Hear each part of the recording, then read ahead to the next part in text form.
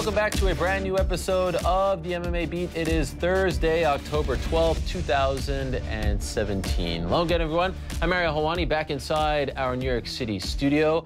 Also here, it's the A-Team. Great to have these three fine gentlemen here with us today on this rainy afternoon in New York. A cold, fall-like day, right? A great day to talk some MMA, I think. Perfect. About time. Yes. I feel the excitement. That is Luke Thomas of MMAFighting.com and SiriusXM. That is Mr. Chuck Mindenhall, a.k.a. the man in the hat of The Ringer and MMAFighting.com. And, of course, that is the man in the shirt, Jeff Wagenheim of the Washington Post.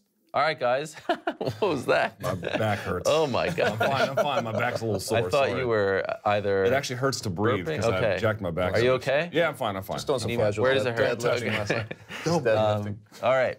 Let's start. Are you going to be okay? Yeah, I'm all right. I swear to God, I'm all right.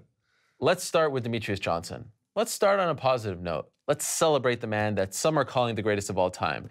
I don't even think it's necessary to have that debate. At the end of the day, who cares? He broke a record. He's in the history books. He's on the Mount Rushmore in most people's eyes.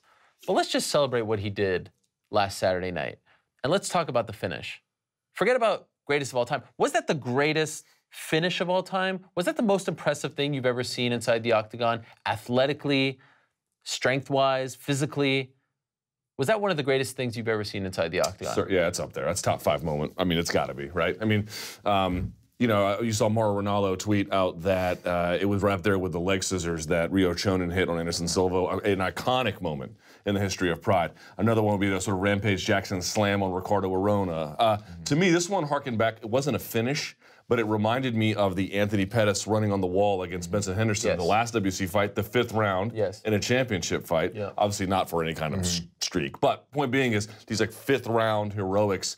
It was everything. It was a guy breaking a record. It was a guy, I think to your point, everyone talks about how smart Demetrius is, which you should, but he's physically coming to his own as well. And then to have the presence of mind to do it, then the technical acumen to pull it off. It's like literally every box you can tick off as extraordinarily high level, he hit them all. Yeah. And I mean, it's the aerial part of it, right? Like where you're basically mentioning that that Pettis kick. It's the execution and the ease of which he pulls this off in a big spot where it's a historic fight for a dramatic finish. It's all that combined that makes you realize just how good this guy is and how calm and just how even keel he is. I mean, just to even want to try to, I mean, to even have that flash to his head to try it. You know, certain guys probably want to try crazy stuff in the octagon. He actually executed it and made it look so easy, all in one fell swoop. I was pretty blown away by it. I agree, and I would put it right up there with any of those iconic moments. But if you look at the historic side of it, you could almost make the case that that's maybe one of the greatest finishes of all time. Yeah, also, it was a risk. I mean, here's a fight where he's totally controlling, and when he pulls this off, if he misses it, if he somehow doesn't quite come to grips with the guy, he can end up on bottom, and a fight that he's totally controlled can turn around.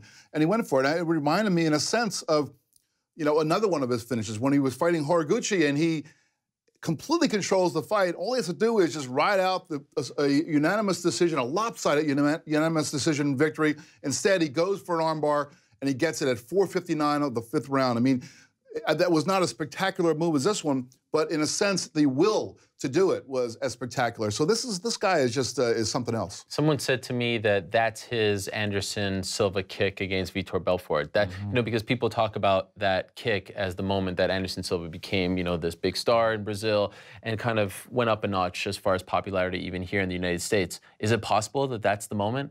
No. No. Why? Because you have to have good taste as a fan to like Demetrious Johnson, and not a lot of people have good taste in MMA.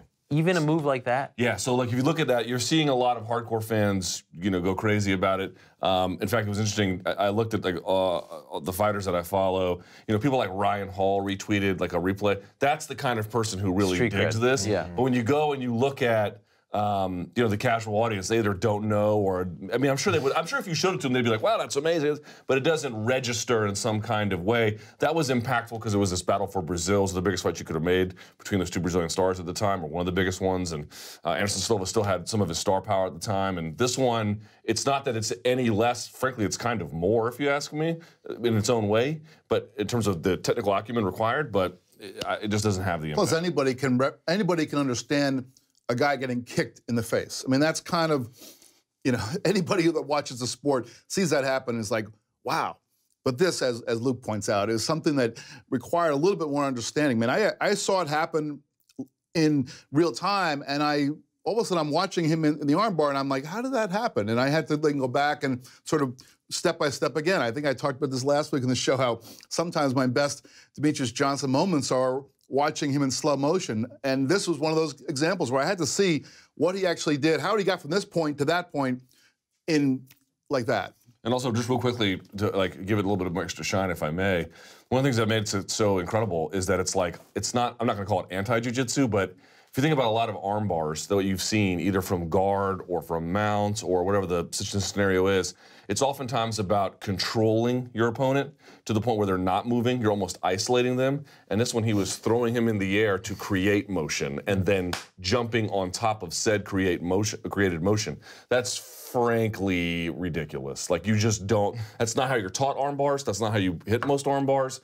It's completely different from everything that would be your natural instinct in jiu-jitsu. You almost wonder if there's anything outside of a crazy knockout that could push him over in the way that you're mentioning of Anderson Silva or something like that.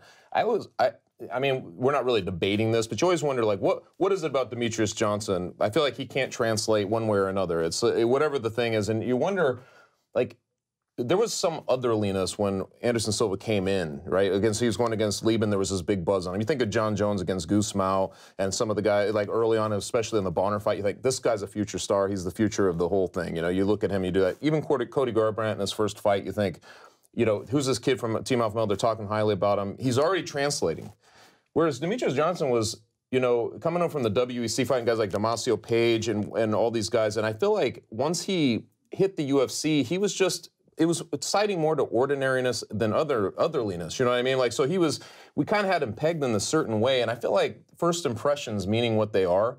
You always wonder, can he do anything to outlive a first impression that he wasn't, you know what I mean? Like, he was never a star from the making. He just started to accelerate when the division came along, and he's put this together. But it's always one of these things that I feel like so many people never got, you know, they just didn't think about him in the first impression that way. And you wonder what he can do to kind of. So if you don't come in as a star, it's hard to become one? You think about that, like, when expectation is on these guys from the very word, from the word go, it just builds every time they get in there, especially if they put together a streak. What are you actually getting excited about? That your expectations are in play, you know what I mean? Sure. That these things are going on. And I feel like we just never did that with Demetrious. It just kept dawning on us that he's this good. And then he gets to this point like this, and it's almost like you can't help but underappreciate him just because we never put that original gloss on the front of it, you know what I mean? Where he was coming up. Remember the Miguel Torres fight and some of those early ones. It's a weird thing, you know, and I feel like he makes me think about that in terms of what the fight game psychologically, what makes a star. He makes me think about things like that a lot. Because in my mind, you see him execute something like that and you think, how is this guy not a huge star? Yeah. And I know people are sick of talking about it, but it's one of those things you're like, why? You know, why shouldn't he be a huge star at this point? But you think about how he came to ascend to the top. I mean, he had that weird draw, or they had to sort of redo his fight with Ian McCall, and so he finally gets past him, and then he fights Benavidez, and if I'm not mistaken, that was a split decision victory, and so it was a pretty tight fight, and I think everybody going in was thinking this was Joseph Benavidez's division. Demetrious comes in and wins it, but then he comes back when they get the rematch, he knocks him out in 2 minutes with a beautiful, beautiful combination. So right there, that should have been the tell. Horiguchi, you know, submission. How many people have the willpower to go for a submission in the waning seconds of a fight? That should have done it. And then this past Saturday night, this amazing armbar that he pulls off. I mean, the guy has done some things that, by all rights, should be elevating him. And if it isn't happening, you know, it's beyond us to even comprehend. I always talk about it like it's a Jenga puzzle, you know. So when Anderson Silva was on his run, and he was, you know, each fight you're like, oh, is this the night it ends? Is this when it? And that tension really fed into the live atmosphere of his fight. That's that sort of like, whoa, this is crazy.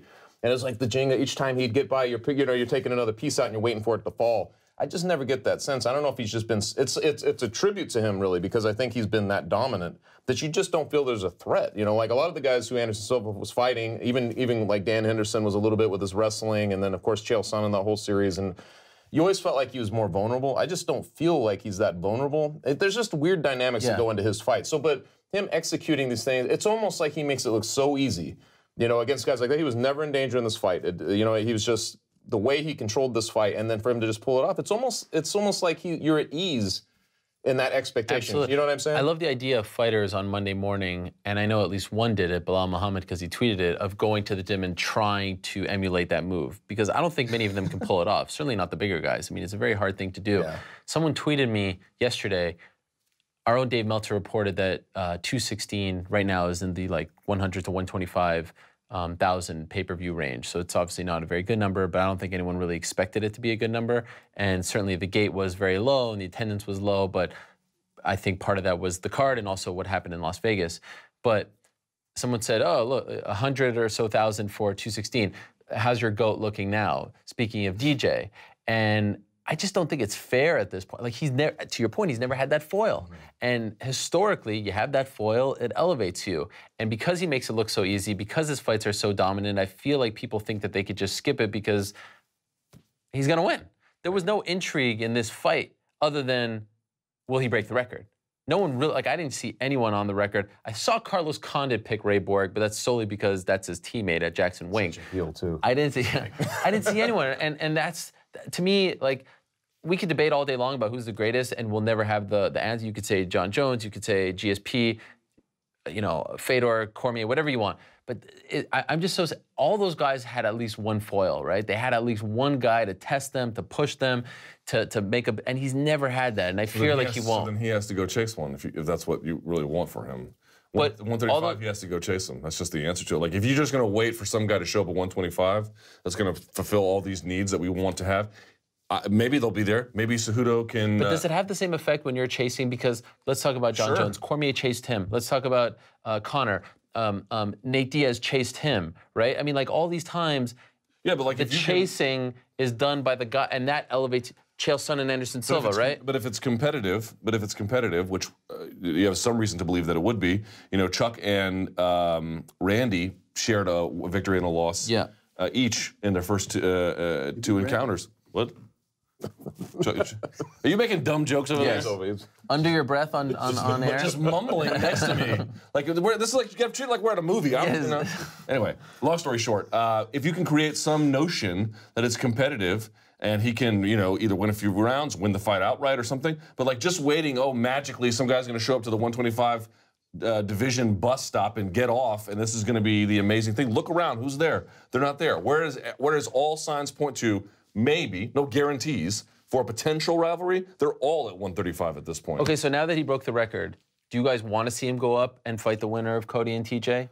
Should he have to do that? Let me just double down on this. Okay. If he wants to stay at 125, I have no problem with it. What I don't want to do is continue this conversation where we're like, why isn't he more of a star? And we're like, all these fights are up there. None of them are guarantees for stardom. None of them. Sure. Could never happen.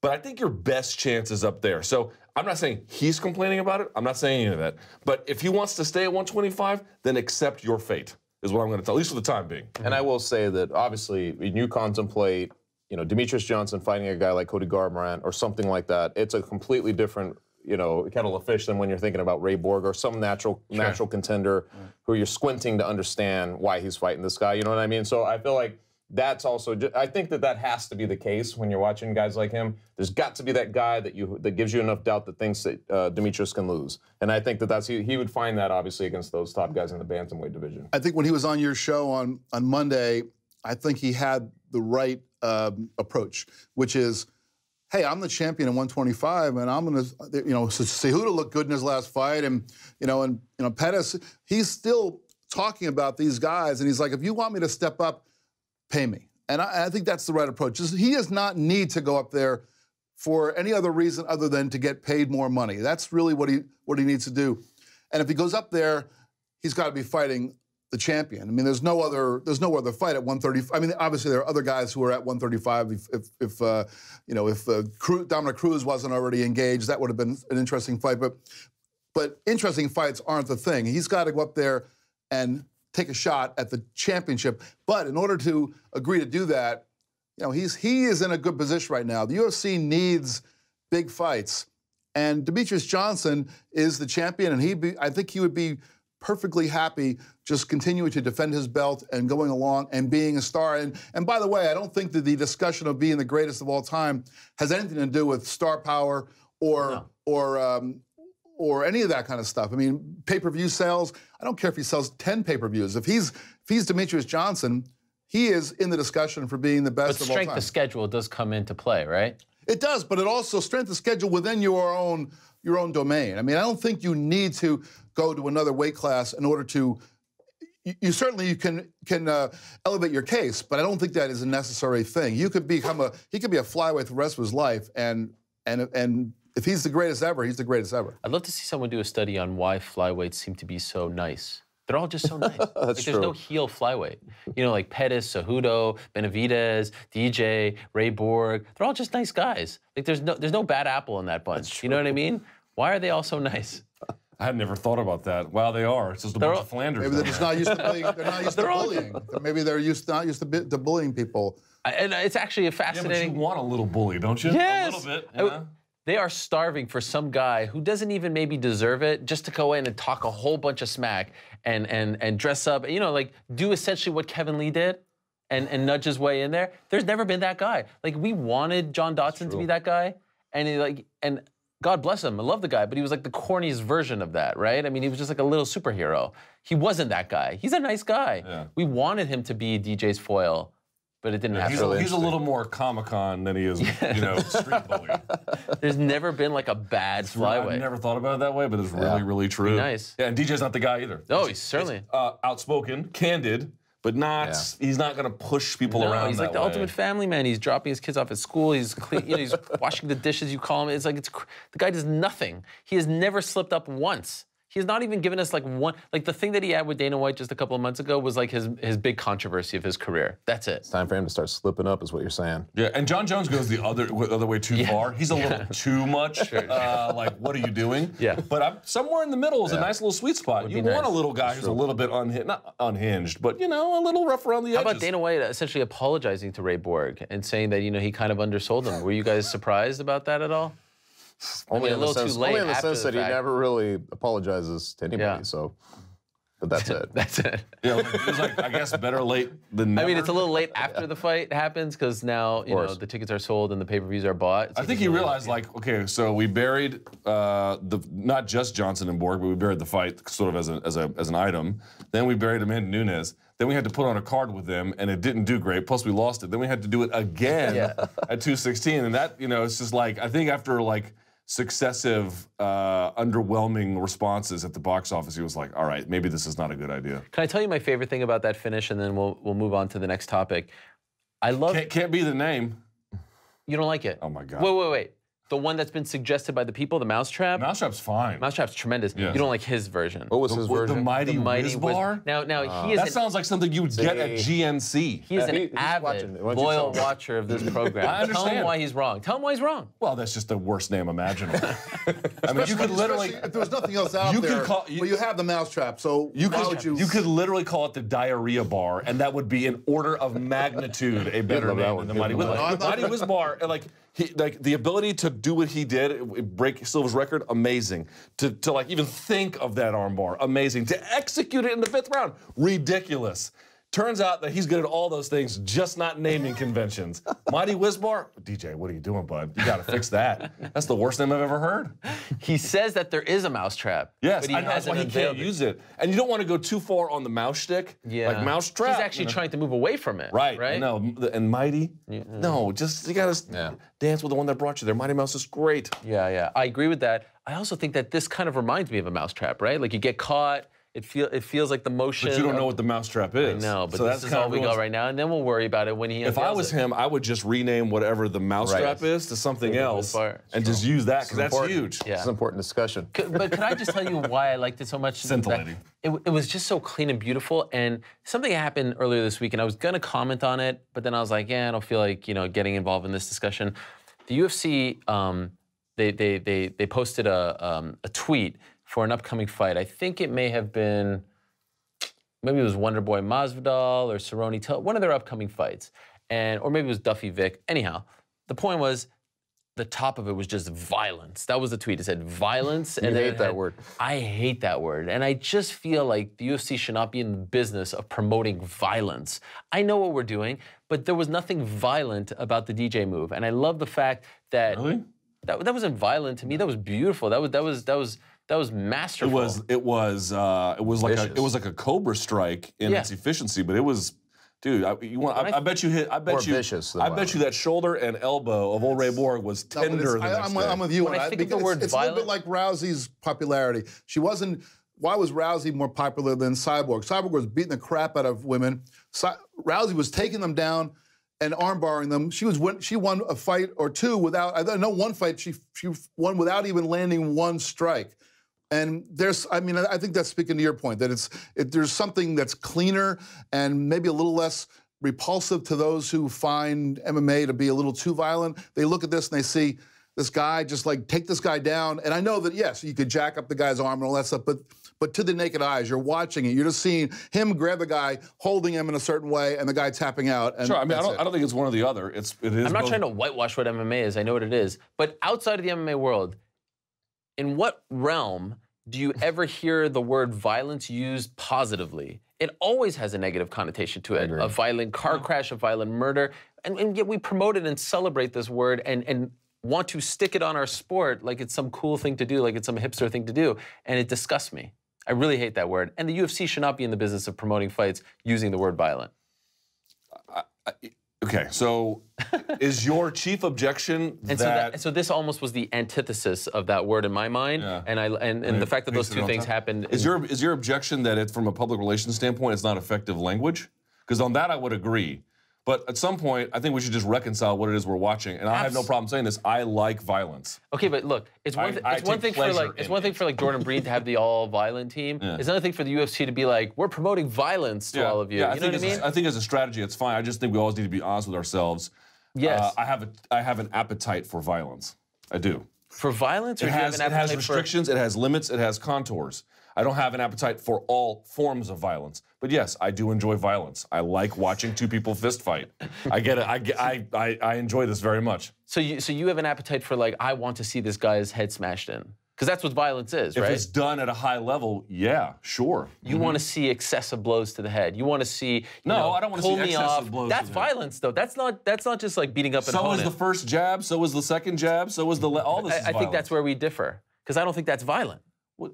Dog. We can take you down to Tiger Schulman's. They can give you a lesson real quick. No. My point is violence. There's a thing called damage. Until you have been physical, and like I've never fought in the UFC, but I've got enough time in the gym to know what it feels like to get fucked up. Okay. Yeah. Once you go through the ringer, you don't look at this the same way. You look at this sort of disassociated. My point is violence has a negative connotation attached to it. Damage. Sure, as public language. Punching, beatdowns, fine, great. But that word should not be used and maybe it's not positively. And even then, it's not the most defining element of that submission. I'm not really disagreeing with you. All I'm saying is, internally, we need to be honest with ourselves. We're not watching this because if we want to watch Grace, we could watch a lot of other things.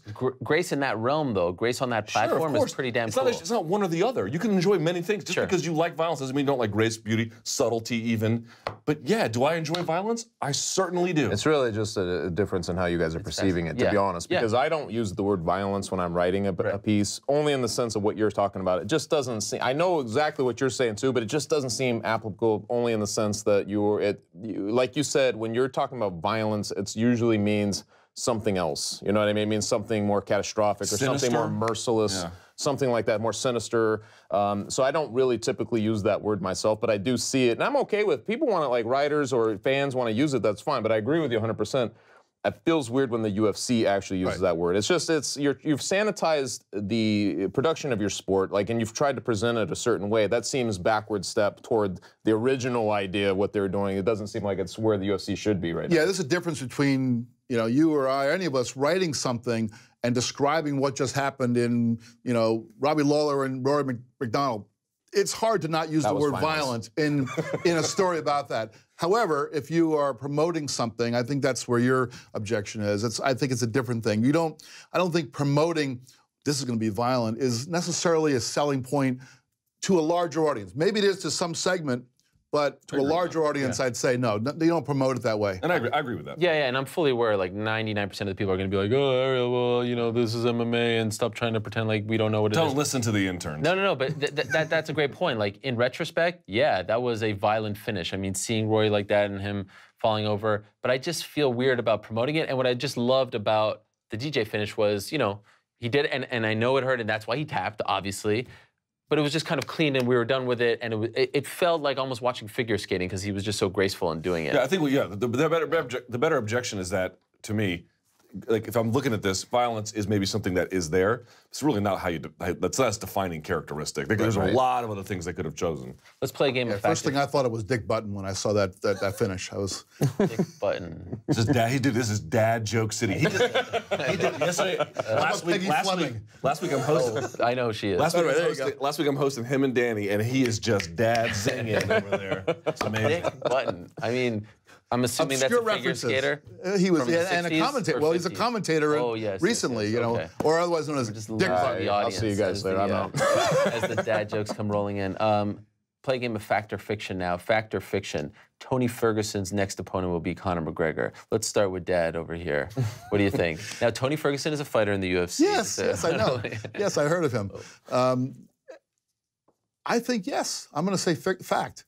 You were confused there for a second. Well, I wasn't sure whether I should say yes or fact. Yes, fact or fiction. So you believe ultimately they'll get that fight done? I do. You do? Yes. So when Dana White comes up and says that's the fight to make, why do we believe him this time? But yet when he says that Bisping's not fighting GSP and countless other, why are we choosing to believe I think that because that this time is the time? You know, this is an interesting point.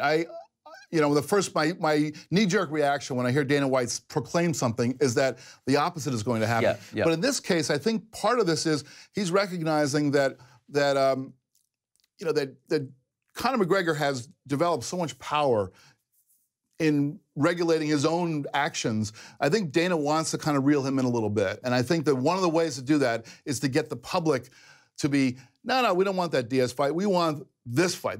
And I think that if he can get the public on his side, I think it kind of brings McGregor more onto that, into that. And I think that will be the fight that will happen. I don't know when, but I think that's gonna be the one. Fiction. I mean, I honestly would be happily shocked if he fights Ferguson, because at this point I feel like it's Diaz and they're just kind of waiting for the tide to, play out a little bit, and then they'll get involved in that whole thing. I just think it's Nate Diaz. There's a part of me that legitimately believes that it could happen between Tony and Conor. Mm-hmm. It could happen. I'm not in any way ruling it out, but forced to make a prediction such as I can. I'm gonna say which one was? I'm gonna go fiction. Yeah, it's gonna be Conor versus Nate. Isn't it fascinating? I know, and I hate it. It's just the weirdest. I hate it, but it's the weirdest scenario. It's just what are you gonna do? And why do you think that is? Just because they think they can make more money off the fight? Yeah. I mean, look, I looked up something on the way here. So according to Dave Meltzer, and again, these are estimates, and he would put himself caveats. I don't want to speak for him. But UFC 215, UFC 216, not really anyone expected a whole lot from those. No. But let me just give you some alarming numbers, literally alarming. He estimates them to do roughly 100K pay-per-view buys for UFC 215, 120, let's say 125 potentially. Okay. Do you know the last time the UFC had back-to-back numbers like that? I looked it up, actually. UFC 47 and 48. Wow. UFC 47 was Chuck versus Tito, it's on. And UFC 48 was Chemo versus Ken Shamrock. Ooh. Now, you have to understand, that was in an era where the UFC was finally getting 100,000 pay-per-view buys. 100 was good for them. They were on the rise. That was huge. Yeah. We have returned to that level. That is scary. So to me, it's like, I get it. I really, and I said yesterday, I still think Tony's the right one because I think you need to transfer some of Conor's star power to Tony. I really fundamentally believe that. But if you're a UFC executive, you're looking at those numbers, you're saying to yourself, oh, and you don't want to lose it. That's the problem, is like, you feel like any kind of like, well, we're just going to mess around, we'll get to that. You don't do that anymore in MMA, because we've seen so many of those potential matchups that just never materialize. We talk about them. They're usually in the super fight realm, or they're in the hypothetical realm of like Ronda Rousey and Cyborg, right? When they were both on top. You wanted to see that fight. This isn't exact, but it's still the pay-per-view. It's the biggest pay-per-view draw, right? And they have a trilogy fight to another. You don't want to lose the sheen of that event, even given the circumstances of what's going on with Ferguson and all that. I just wish they hadn't made an it would have been a lot cleaner if there was no interim title, really. You know what I mean? It just makes it seem like charades, because you have this guy. If they make the Diaz fight, you're like, well, what are we doing here? Is it going to be in my mind, I can't understand how they would make that a title fight. But I remember we were talking about this last time. You're like, well, why couldn't they? You know, and I'm like, well, you're right. They could make it a title fight. But then you have like what? You have the interim title fight, and you have like it's just what is he going to defend the interim title fight in that time? I mean, it just gets very, very. What about untidy. this scenario? Conor only comes back in 2018, so they have Ferguson fight Khabib in December, and say, okay, Conor's not back yet. Let him defend the interim belt. And then that buys you time, and then they squeeze it. I could see that. I could see that 100%. Scenario That would be playing. the most insane thing ever. I could see it playing out. I could see them doing that too. I'm not advocating for it, but I could see it playing out. I didn't say unlikely, but insane. The one thing I'll say. The one thing is, my opinion about this was swayed a little bit by hearing Dana White advocate for or say that the Ferguson fight was the fight to make. I mean, I guess I was a little swayed by that, but I will say that in supporting the case you guys are making, the one thing that Dana White could be doing is just, sort of turning the screws on Nate, who wants tons of money, and, well, no, we're going to go this way. So maybe he sees whether, but I don't know whether Nate is the kind of guy who's gonna be swayed by that. And look, the Nate fight versus Conor is always going to be there. There is no reason that it has to be now. There's no reason. It's not a title fight. It cannot be a title fight. Absolutely, if it's a title fight, it is the biggest joke of a title fight that we've maybe ever had. It is not a title fight. Down the line, maybe. But down the line, it's a fight that can happen. And so why do we need to have it right now? Now, as we know, McGregor has never defended a title. He's always looking for the next thing. So it does go against everything that I kind of believe about Conor to take this one. But I don't know, just something about it tells me that this is the time. He's finally ready to defend a title. I think he's finally going to do it.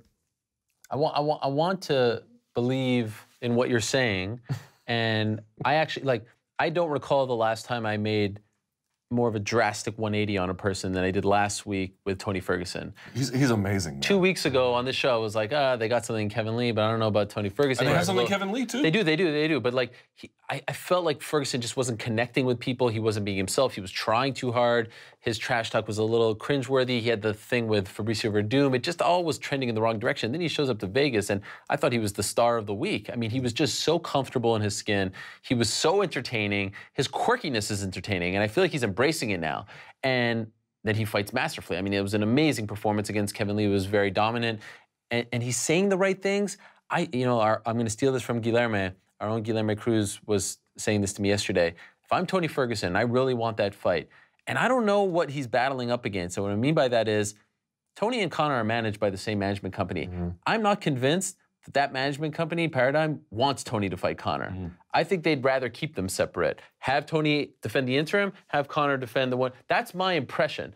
I may be wrong. We'll find out. If I'm Tony, I go on the first flight to Dublin and I play up this boogeyman thing. He said, I'm going to find you. I'm going to go after you if you're at 170. Go do a video where you go and say, where are you at? He has to get the public behind him now. And I feel like they're slowly getting behind him.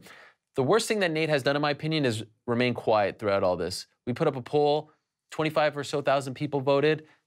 Tony won that poll, like 61%. And Nate got like 20-something, and I threw in Paulie Malignaggi just to piss people off. Got like 8. But I feel like people are starting to get behind Tony. I feel like people are slowly but surely get the people excited. Like, he has to keep this up. He has to keep going and get the UFC on board with the idea that there's not that big of a discrepancy in pay-per-views. Because I think, I agree right now, Nate versus Conor does the most that they can do with any fight. But he has to try to, I think, prove the point that the gap is pretty small to where it's worth trying to bring back some normalcy to that belt and that division in the sport. Give me this fight, and I'll be that star that you want me to be. He's not a great trash talker. I think we can separate out. It's getting pretty good. He's amazing at talking. He kind of has that. He actually talks the way he fights. It's all kind of stream of consciousness, and it just flows. He gets into this flow, and it comes out. But when he actually starts to trash talk, I think it kind of it brings him down a level. I don't think he's quite as so I'm not sure about this whole thing about going. I don't know. Going to Dublin, maybe, but I don't feel like that's really his strong point. His strong point is just getting up there with a microphone and just letting go with it. But he has to create those opportunities now, I think, for himself, because he has to almost convince his promoter that this fight could be as big. And I think like some kind of video would explode of him. He needs that. Searching for Conor. He would need something to. He has to play up the fact that Conor doesn't want to fight him and that Conor is running away from him. He I think needs that's to what he break needs to do. through bigger than just this bubble that we're dealing in. Because honestly, right now, I know what you're saying. You were out there, you got a vibe, but I don't know how much that translated into kind of a covet. Just look at the pay-per-view numbers, right? Yeah, exactly. Yeah. So I'm like, I still feel like he's not over. You know, it's like you got to there's something's got to happen. So if he can help his case by doing something like that goes viral, like with the Diaz thing, how did it all work? He was on Fox. He went up there and he started cussing.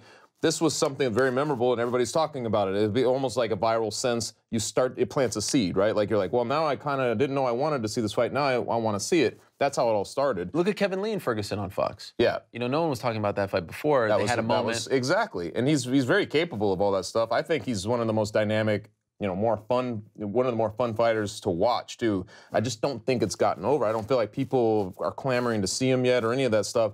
And it's weird. I mean, these things are always so strange to figure out. But I think he needs to do something that's a little bit bigger picture. I don't think you challenge McGregor. I think you try to put yourself above him. I mean, I think he's kind of the thing where he said, just leave the belt here and walk away and nobody gets hurt. That kind of stuff, I think, for me, goes over better. Because I really disagree with that because I thought that he was going to let his ego get the best of him and say, like, I don't need this guy. You need him. You definitely need him. Well, he's the money fight. He's the lottery ticket. If you need him, you don't need to say you need him. What does Conor McGregor always do? He doesn't look over his shoulder at the guys chasing him. He looks at the guy ahead of him. When Nate Diaz got on the mic, he specifically said, come to me. Put him on public trial, essentially, That's saying, different. like, hey, yeah, you took my thing. He could do the same thing by saying, like, if you don't accept this fight, you're ducking me. It's like, you play that angle. You put him on trial through the public, and that's when the public will start to demand it. Start to rally. The UFC helped Conor a little bit. Let's be honest about that. So go back to the Dennis Seaver fight. Conor wins it, bing bang, jumps out of the cage, I believe that was the night, and then screams in Jose Aldo's face. Jose Aldo is cage side to have his face screamed in. Yeah. They never did that for Tony Ferguson. Conor was nowhere near to be down. So, like, to your point, I completely agree.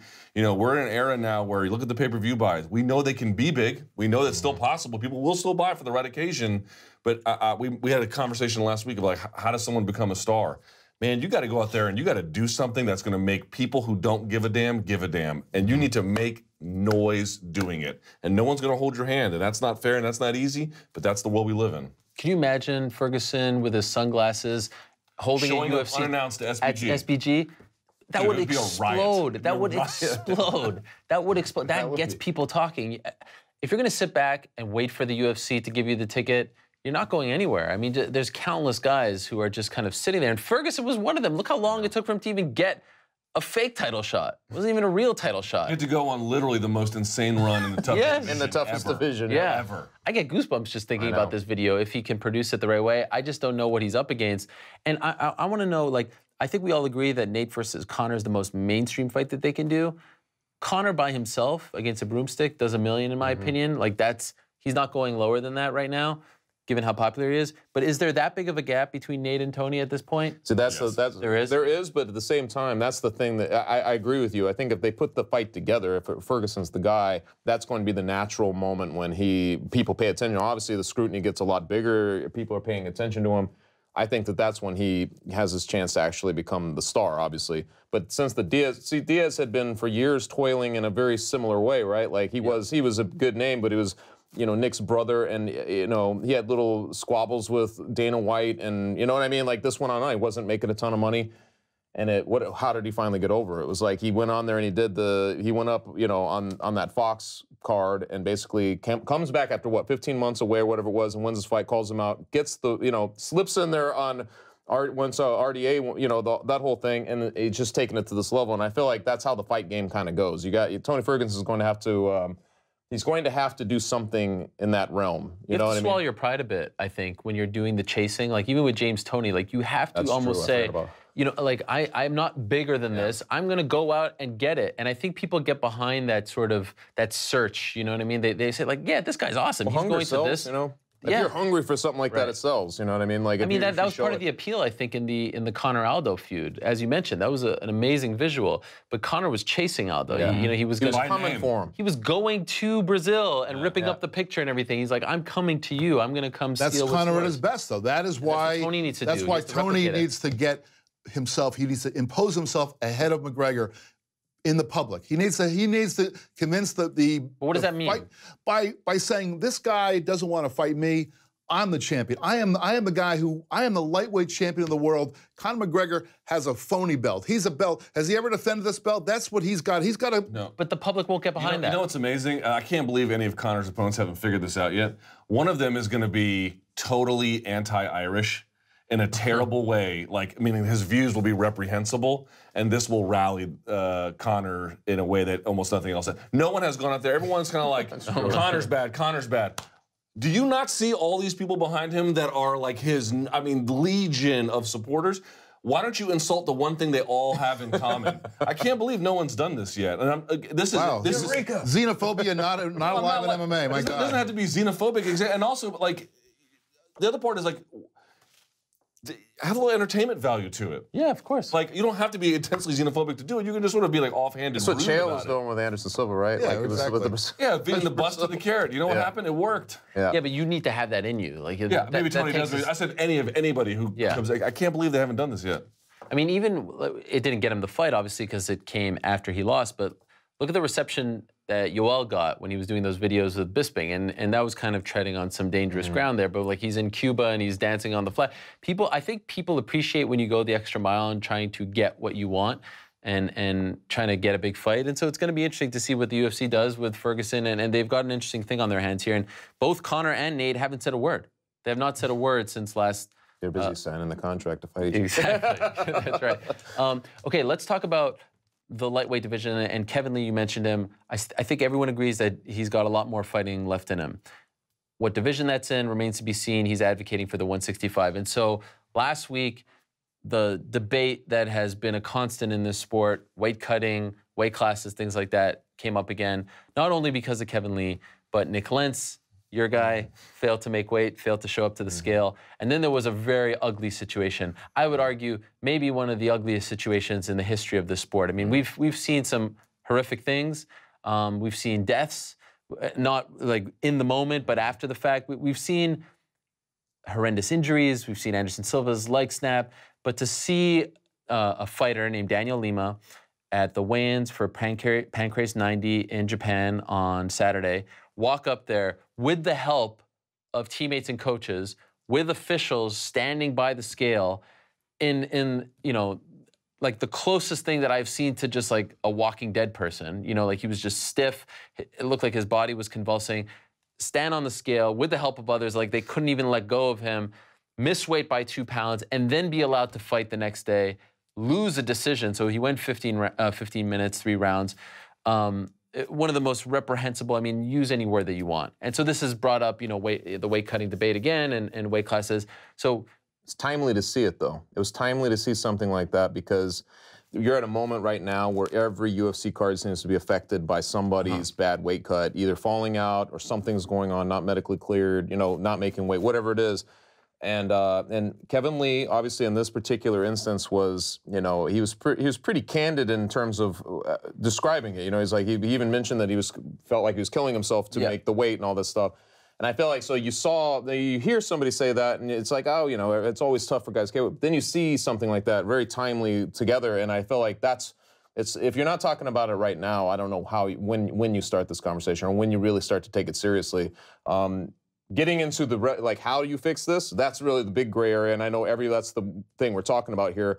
It opens up. There's so many things you have to consider about this, but the biggest one being that, you know, guys who fight are always going to want the biggest advantage they can get, and they're their own people. They're only doing this because they believe in dictating their will on somebody else, and that's their will to themselves. And it's like I don't know how you fix that. It's like it takes a psychological shift for people to understand.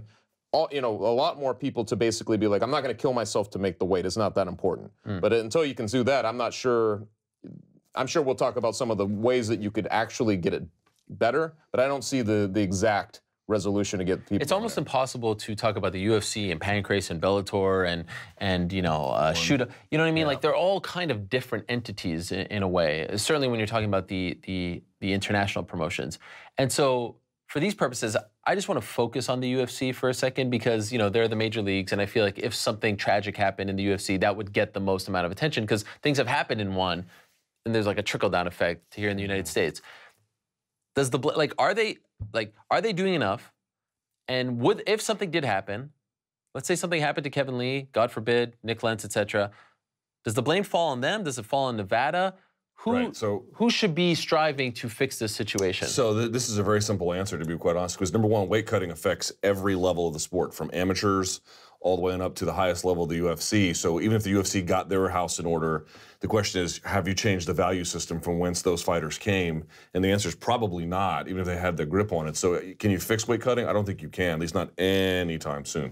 But could you control it for the UFC? This is really easy. Mark Ramundi and I were talking about this at Mayweather-McGregor, and the fact is, California can institute these regulations where they're like licensing by weight class, and they have same-day weigh-ins, and a certain amount of punishment goes to the guy who failed weight, and his money goes to his opponent. All these kinds of things, because they don't need UFC or Bellator. They get so much revenue from regional MMA that they can make these rules. The rest of the state commissions, number one, don't have the apparatus in place to pay people to do all this stuff, and moreover, they don't want to make a burdensome regulatory environment to push away these guys. So long story short, the major question here to me is, what is the role of the UFC as a healthcare provider? They already have this wellness program. They have this performance institute. They even have done the legwork of providing accident insurance. It's not going to happen. Literally, it is not going to happen in the UFC unless the UFC decides it's their responsibility. And if and when that happens is your best guess, is my best guess. Yeah, you mentioned, the Performance Institute, and actually it's going better than I thought. Way better. I'll be honest, I was a hater about that, and I'm wrong. I was skeptical. I've heard it costs them a lot. Yeah. And there have been some people, in this sort of cost-cutting world that they're living in, who've suggested, like, maybe this is a little too much. Because remember, this was an idea that Lorenzo Fertitta and company had, not the new ownership group. But a lot of fighters are taking advantage. If I'm a fighter, I'm begging to fight on a Vegas card so that I can cut weight there. That, like if you're fighting in Winnipeg, you can't use it. So that's going well. I kind of feel like, look, if we have this thing in place, maybe there's a rule, you sign your bout agreement, you got to tell us how much you weigh, and then there's a plan put in place, and now we're gonna assign you, a specialist who's gonna work with you. But again, that's on them. Like, unless the UFC gets on board with this, I just don't think that the commission in Manitoba or the commission in Minnesota, the commission in Florida is going to do it. They just don't have the resources. They literally can't. Yeah. The commissions in some of these states are 5 people. They just don't, there's no one there to do the work. California is an anomaly when it comes to these things. Like they were doing early check-in weigh-ins, a month out, 30 days, 15 days, etc., with the top 6 fighters at 214. That was just the top 6, and they had to Skype with them and do all this stuff. They're not going to be able to do that for 24 fighters on a card, when they're fighting, in Dansk, Poland or something like that. You know what I mean? It's just not going to happen. But the one thing that I brought up that's been met with some resistance is, okay, let's just institute more weight classes. And when I say more weight classes, I'm only adding 2. And the reason that I want to add these 2, I'm adding 165 and 195. And so 170 goes up to 175. You can almost give Tyron Woodley the choice. You want to go up to 175, you want to go down to 165. Now, why do we have these interim titles? The reason why we have these interim titles is because the UFC needs title fights to headline pay-per-views. Unless it's Conor fighting, they're not going to headline a pay-per-view with a non-title fight. That's why they're creating them. We have currently 2 interim champions in the UFC. We have an interim middleweight champion, we have an interim lightweight champion, we just had an interim featherweight champion as well. So this gives you more title fights. This gives you the possibility for more super fights between champions. And also, 170, 155 are their most populated divisions. This gives guys, look at the last 2 interim title fights that they did at 155. Both guys, Khabib missed weight. Kevin Lee almost died making weight. Those guys should be fighting on 165 at this point. And so if you just, add those 2, is it a solution? Is it the end-all, be-all? No. Will there still be problems? No. But I just feel like we could get a press release right now that they've added those weight classes, and it wouldn't cost them a dime, and it wouldn't have to change anything as far as commissions go. I just don't understand the resistance to it. They need the title fights. They need the main events. They need the headliners. And now you're giving guys just more options to make weight. There's a massive gap between 155 and 170, a bigger gap between 185 and 205. 170, 185. It's just too big. It would have an effect on some athletes, for sure. People who say maybe would be a natural 170 person now could just drop in 165 instead of going all the way down to 155. So yeah, there is something to be said for that. For me, the number one priority has to be safety. I mean, there's nothing. Everything else takes a back seat. However, there is the other side of that is that there's I know this is a young sport, but you know, when I think of the 170-pound division, I think George St. Pierre, I think Matt Hughes, I think of the history of that weight class and how in a sense that kind of gets lost. Now that weight division would just go away, and suddenly now we got 175, 165. I realize that is far outweighed by the health concerns. So what I would do is, now when California came out with this whole 10-point plan that they had, I would try to implement some of those other things first and see how that does. Most importantly, the periodic weigh-ins that happen leading up to a fight. I realize, as Luke points out, that you can't.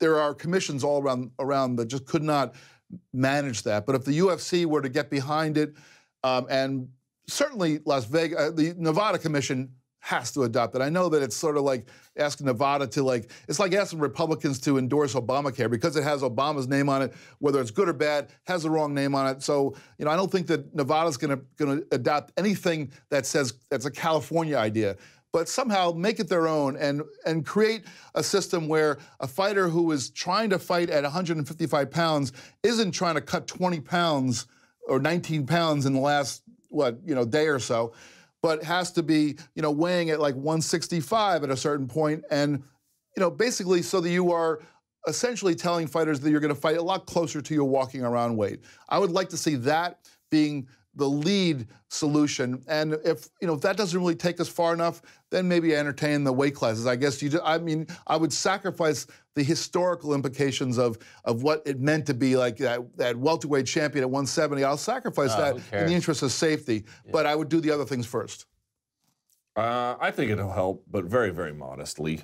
Which I mean, one step. I'm not saying it's going to clean up the entire issue. And I'm not sure that I'm opposed to. I'm opposed to 195. I don't think. Why is that? Because I don't have all the data, but from what data I do understand exists, if you look at where most of the weight cuts that are missed, they're not really missed between 185 and 205. It does happen, of course, but it's predominantly below that. Where guys are really like. Here's the interesting part about the weight cut thing. We're talking about Kevin Lee, who had to cut 19 pounds.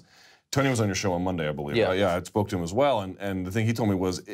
During this camp, he ballooned twice to above 200 pounds, and he made the weight. And it's interesting that we're focusing on the guy who missed, but the guy who made it also took extraordinary amounts of risk in what he did as well. I just feel like, look, you mentioned if they open at 165, well, Khabib could go there, but Khabib can always, or any fighter can always just choose to say, well, I'm still going to try and make 155. And eventually they'll find their way up there if they have repeated problems. I'm only saying I do think that more weight classes is probably, at least in my view, 125 to 155, then 165, then switch to 175, 185, then 205. I would skip 195. And I would skip 195 because I just believe fundamentally you start creating these weight classes and you're going to start getting some thin divisions. And that's really not what we need. We need to be very, very careful, especially in these lean times that the sport is in right now. You want to do something in the health and safety of the fighters, okay, but you need to be careful. 195, I think, would be a very, very bad answer. Especially considering when you look at 205, which has traditionally been, there's a few guys, over the last, not traditionally, but over the last few years, there's been some guys at the top, and then there's been a fairly thin pool beyond it. Look what's going on these days. You're telling me that Luke Rockhold wouldn't go up to 195 and say, screw this middleweight division? Fight who, though? I'm just saying, Chris Weidman. Right now, middleweight is weird. I feel like all of them would just move up just to get rid of the Michael Bisping, problem. But the sport is always going to go up and down. Who would have thought 5 years ago that 205 would be the weakest division in the UFC? There's always going to be a cyclical nature to this whole thing. I just feel like they need the weight class. Like they are creating fake titles to headline these shows. So just create real ones. You already recognized with the women that there's too big of a gap. So you brought in 125, and then you added a 145 to help out one of your stars. So you've already recognized it there. Why not just recognize it with the men? You're only adding two more. And again, I want to be clear. I'm not saying that this is going to solve the issue. It's not. But I like when the UFC says to a Kelvin Gastelum, hey, you're just missing weight by too much. You got to go up. You got to just go up, be healthy. And I want to see more of that. I want to see them say it to Khabib. But the problem is he's fighting at 170 now, and it's too big of a discrepancy, I think, between That's the thing, man. I think a guy like Gastelum, you say, okay, well, sorry, you're missing weight at 170, so we need to have you go up. Now he's got to go up and fight at 185 pounds. That's a huge... it's a 50% more of a gap than if there was, if you only had to go up 10 pounds. So that's a big difference. And I think that as you point out, it does help to have more weight classes that are closer together. That way people, you know, you might see more super fights between the champions. You might see more guys going from one division to another. I mean, it definitely makes sense to do that. I just think that there's so much more that needs to happen. A lot of fans are saying, like, oh, it's going to become like boxing. Again, it can be if you let it.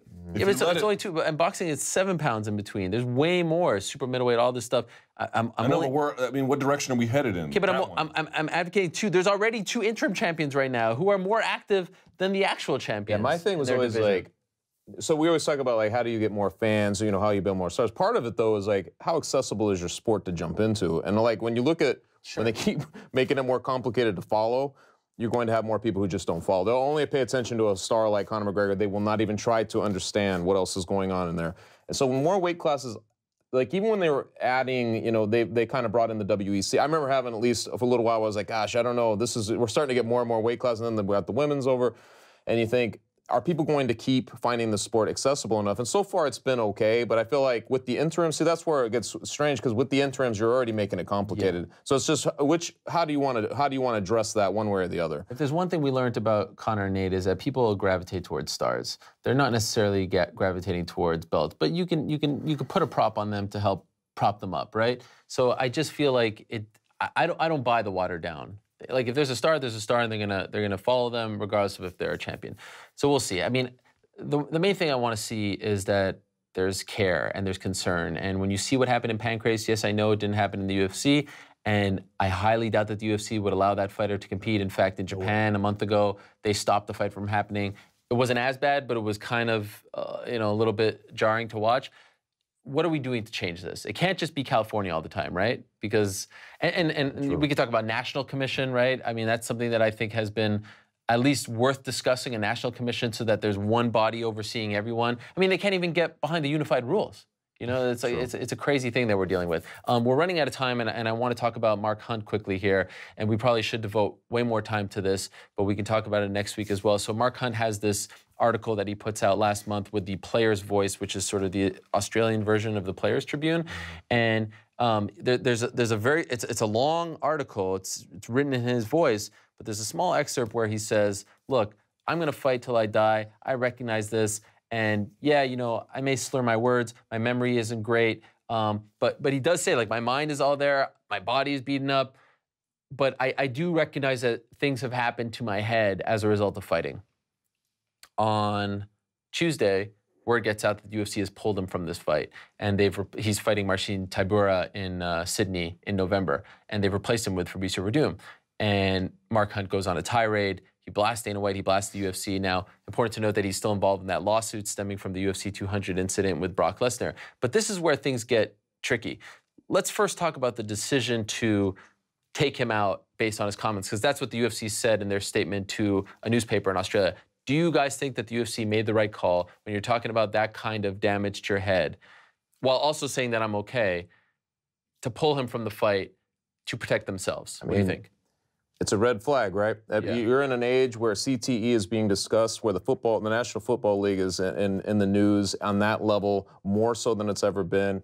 And this is the kind of thing that's going on. He raises a red flag himself by basically saying, I mean, like I said, he can be a little bit conflicting in his own, what he says one paragraph to the next in that article, because basically he's like, he says he's a sound mind, but at the same time he says he can't remember what he did yesterday, but he can remember things he did years ago. Right. That's the type of thing that you hear from people who have some damage. And so if this is the red flag, and he's basically putting it out there, I could see why the UFC would be at least concerned with it. And certainly want to make sure that he's okay. And this is one of those situations where you're not sure. I'm not sure what we're dealing. I'm not sure to what extent he's given you the full version. You're not sure what was going on in terms of his tests. I know that they said any of the there was no major things found, like he was able to go, but it was kind of language that you're sort of like, yeah, but that's not that convincing the way it was worded, you know, from even his camp. I'm sort of torn, but I kind of side with the UFC, just being, you know, if you raise a red flag like that and they want to then make sure that you're okay because you're saying that, it's hard for me to fault the UFC for being concerned, because, I mean, who would want to pull him off of that card where he's fighting in Sydney anyway? Let me ask you this, Jeff. If he wasn't involved in the lawsuit, if he was Conor McGregor saying those things, right? Or Tony Ferguson or Nate Diaz, Do you think they would have pulled him, or do you think that this has to do with the lawsuit? That's the I'm not sure about that. Yeah. I really don't know the answer to that. You know, and I feel like the UFC did the right thing. I'm not sure if they did it for the right reason, but I think they did the right thing. And also, look, I know one of his arguments in the aftermath of this is that he said something about being misquoted or quoted out of context. It was his byline. I mean, whether he was, I'm sure he wasn't the guy who did all the writing, but it was him, at least as told to somebody else who did the writing. So it was these are his words. And this is not, you know, me writing an article that says, well, you know, Mark Hunt can't remember what he had for, you know, what he did. Yes, this is him talking about it. So, and if a fighter says that in his own words, I think it would be unconscionable for, and also actionable for the UFC to then go in and leave that guy in a fight card. I mean, what happens if he goes into his fight and something horrible happens? People point back, well, he wrote this article right beforehand talking about how he had all these symptoms, and you guys let him fight? You know?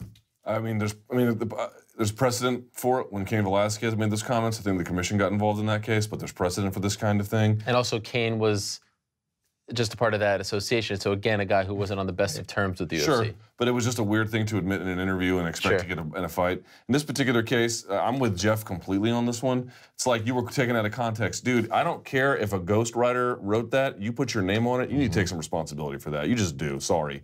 And in that, I'm not saying he says the worst things ever. In fact, if you look at the piece generally, which I tweeted out, it's mostly about fighter treatment and about how he's missed opportunities because he's had to fight guys who were cheating. And that's really, and the stuff about his brains or whatever is fairly minimal in the wider scope of it. But look, if you're expecting total consistent action from the UFC in terms of fighter health, they will fail that test pretty repeatedly.